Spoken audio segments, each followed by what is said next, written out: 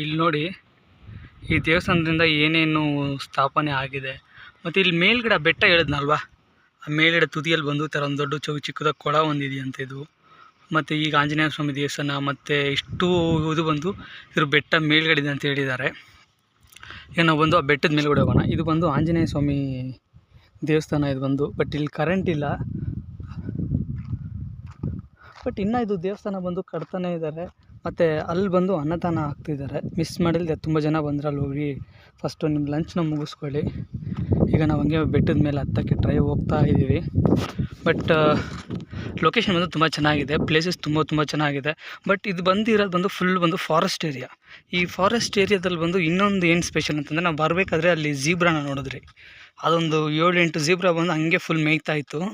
ಹಸು ಎಲ್ಲ ಇದು ಹುಲ್ಲೆಲ್ಲ ತಿನ್ಕೊಂಡು ಚೆನ್ನಾಗಿದೆ. ಬಟ್ ಇದು ಬಂದು ಫುಲ್ ಫಾರೆಸ್ಟ್ ಏರಿಯಾ. ಬಟ್ ನೀವು